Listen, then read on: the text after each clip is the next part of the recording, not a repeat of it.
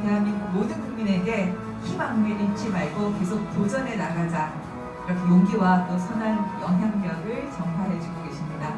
오늘 저희 위해서 특강을 준비하셨다고 하는데요. 여러분 다시 한번 큰 박수 부탁드립니다.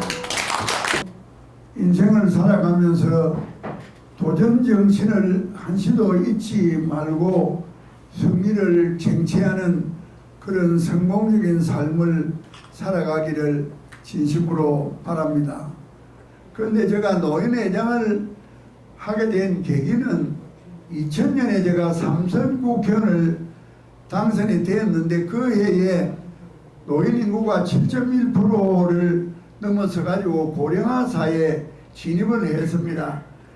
그런데 국회의원들 연구 모임이 있어 가지고 예산을 주면서 활동을 하도록 국회가 뒷받침을 하는데, 제가 예감적으로 앞으로 우리나라는 노인 문제가 상당히 심각한 문제가 될 거고 나라의 큰 짐이 될 것 아니냐, 노인이 인구 증가 속도도 빠른 것 아니냐, 이런 생각이 들어가지고 국회 노인복지정책연구회를 연구 모임으로 창립을 하면서 발기취지물을 전체 국회의원한테 보내고 찾아도 가고 전화도 하고 그래가지고 100여 명이 이제 참동을 해가지고 대한노인의 회장단도 초청하고 전국의 노인복지를 다루는 교수들도 초청을 해가 국회의원회관에서 창립총회를 열었더니 저보고 이제 회장을 맡아라 해서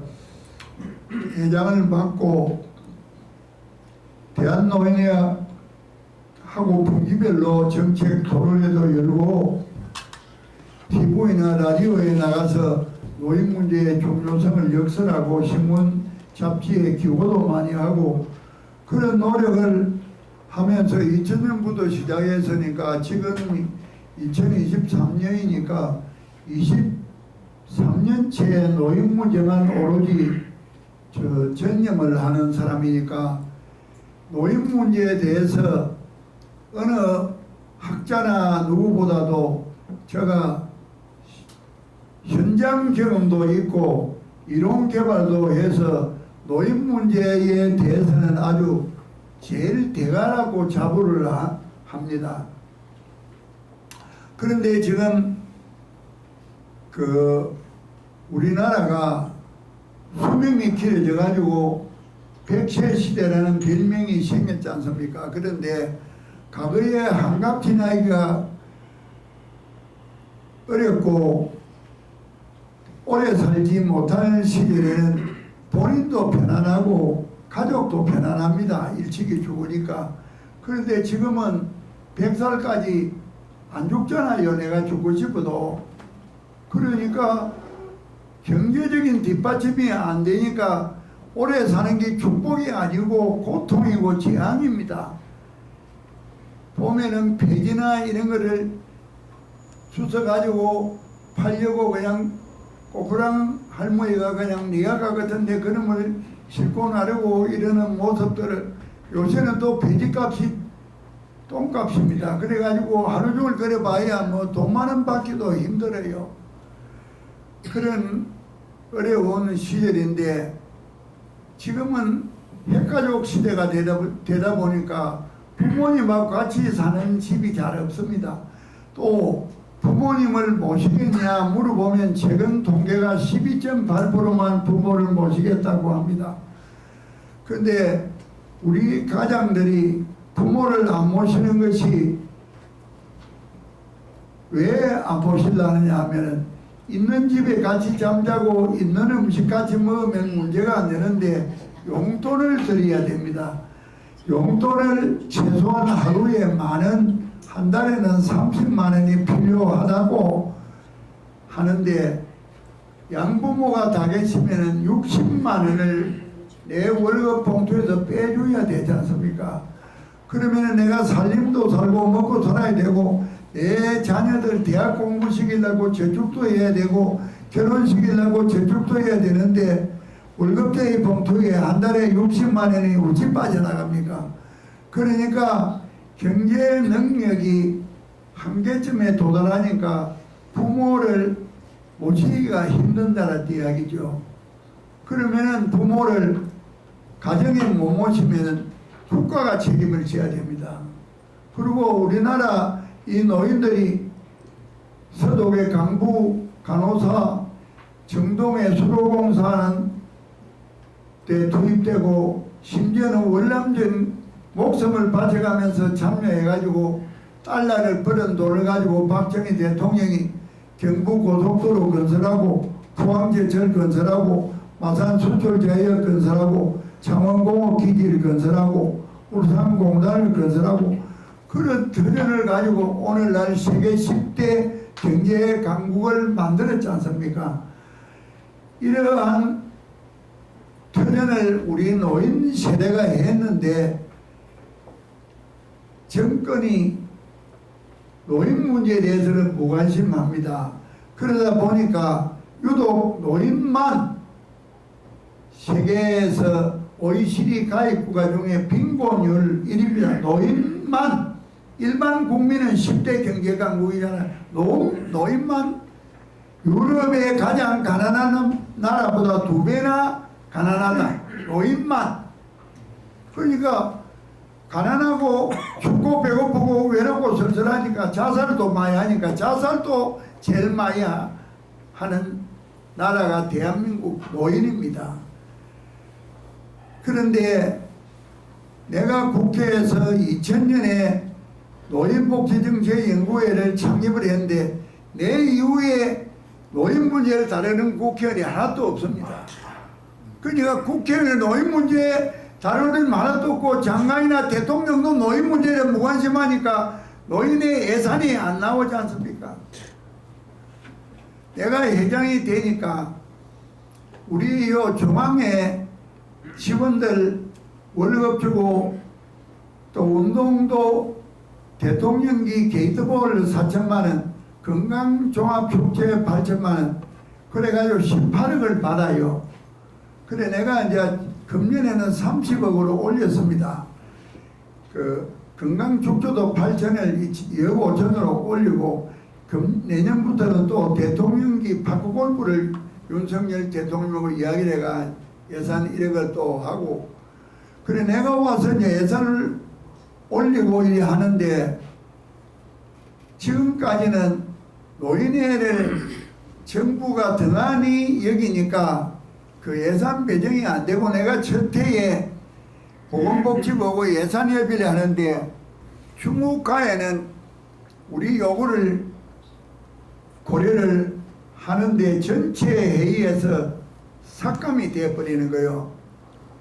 그래 그 이유도 보건복지부는 금년에도 17.3% 우리 국가 예산 전체의 17.3%가 복지 예산입니다.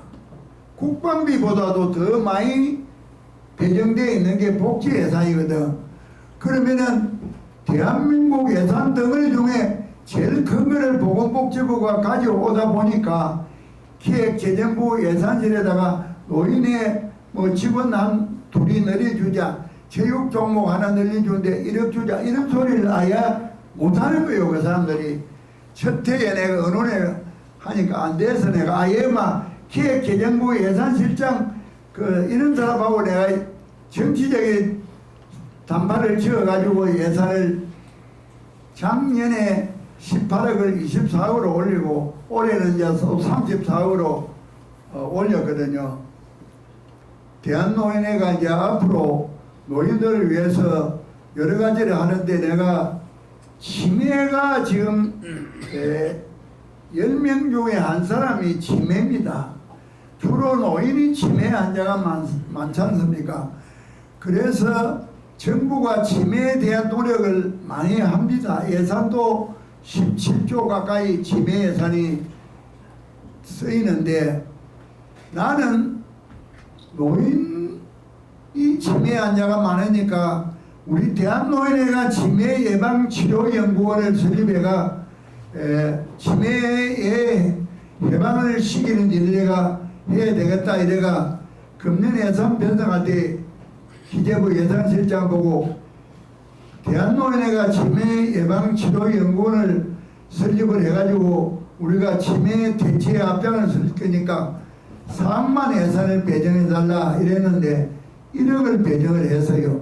그러니까 보건복지관에서도 추가로 1억을 올리가 최종 통과될 때 이제 2억이 돼가 올해부터는 이제 치매 예방 치료연구원을 또 설립을 하는데 우리나라에서 조장이 그 고려대 석자 교수가 치매 제일 대가인데 그분을 원장으로 해가지고 아주 치매 대치 운동을 내가 이제 지금부터 하려고 하고 그리고 체육 활동을 활발히 해가지고 체육 문화 활동을 활발히 하면은 기쁘고 운동도 하고 즐겁고 이러면 엔돌핀이 많이 생겨가 정신 건강에도 좋고 육체 건강에 좋아서 의료비가 많이 지출이 세이브가 될 것 아닙니까? 지금 노인한테 43조가 의료비 지출이 노인 몫으로 1년에 43조나 들어갑니다.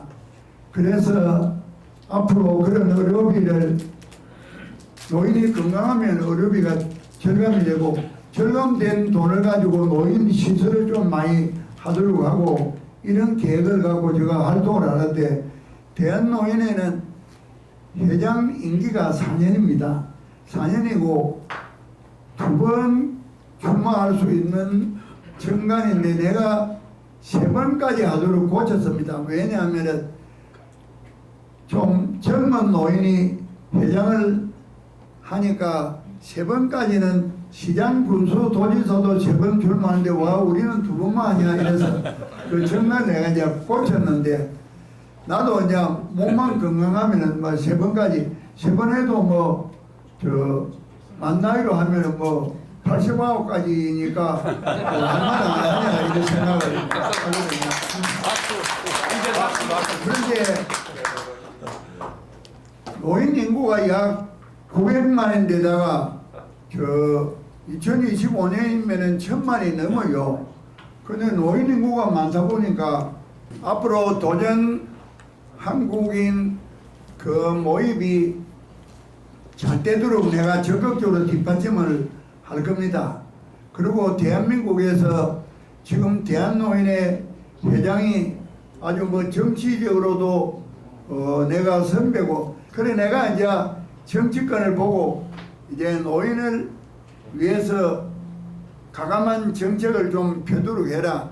그리 하려면은 노인들 노령 수당을 선진국에 100만원 주는 나라가 서너 군데 있는데 당신도 당장 해라는 게 아니라 앞으로 노령 수당을 100만원을 주는 시대를 내가 만들겠습니다. 그 소리를 내가 딱 하면 천만 노인이 그냥 기가 번쩍 뛰고만 눈이 번쩍 뛰면 그러면은 저 사람이 되면은 우리가 100만원 받는다. 그러면 당신을 지지할까 아이가? 네? 앞으로 조만간에 노인들이 내가 그래서 지금은 하위 소득 70%한테 금년부터 40만원을 줍니다. 근데 그리 하지 마라. 그 애들 급식처럼 부잣집이나 가난한 집이나 다 주듯이 노인이면 그만 무조건 40을 주지 뭐를 하위소득 자꾸 뭐 자꾸 하냐. 돈이 있는 사람은 100만을 줘도 그 사람은 법인세도 낼 거고 소득세도 낼 거고 재산세도 낼 거고 나라 다 기여하잖아. 또 집만 가진 사람은 재산세도 내잖아.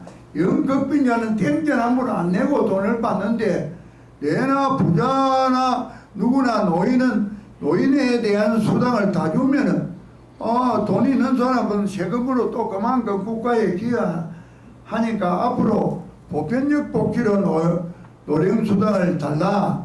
내가 이제 그 이야기를 하고 고영인 의원이 국회에다가 보편적 복지를 하는 개정안을 내놨습니다. 내가 이제 그런 걸 관철해가 우리나라 노인들이 앞으로 금년에 40만원도 하위소득 70%인데 그런 것 없애고 무조건 주도록 하려고 하고요.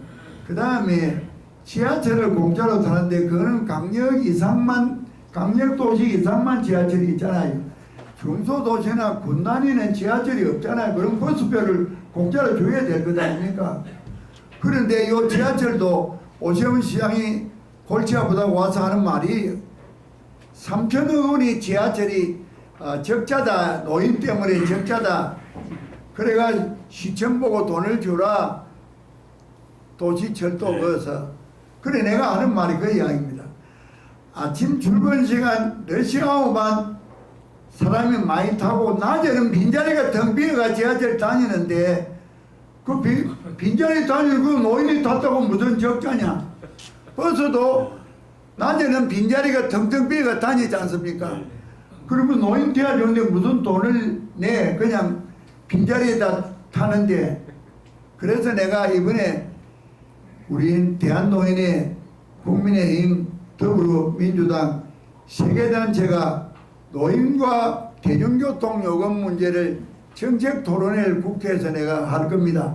국토교통부, 보건복지부 다 총망라 해가지고 그래가지고 앞으로 가능하면은 금년 중에는 65세 이상은 그 버스고 뭐고 전부 공짜로 타도록. 그리고 점심도 막 저 교회나 성당이나 이런 데서 노인들한테 공짜로 점심을 주도록 만드는 일도 하고 이래가 노인들이 그 한 용돈이 없어도 지장이 없도록 사회 구조를 내가 만들려고 합니다. 앞으로 도전한국인과 함께 승리하는 여러분이 되기를 바라고 조영관 대표를 많이 좀 신임하고 도와주시고 내가 백그라운드로 총재로서 길을 잘 바칠 테니까 승리하는 도전한국인이 꼭 되기 위해서 협력 협조해 주시고 아까 조영관 대표가 이야기했는데 대한노인회가 해인시대라는 신분을 발행합니다. 대한노인회 참여를 하실 분은 정책위원회나 또 자문위원으로 위촉을 해드리고 대한노인회하고 아주 밀접한 관계를 갖도록 다 여기 도전한국인 멤버는 내가 특별 우대를 해드릴 테니까 앞으로 그렇게 하고 가실 때는 요거 흑마늘 절편인데 요거 아주 몸에 좋은 겁니다. 다음에는 더 좋은 걸 또 선물하겠습니다.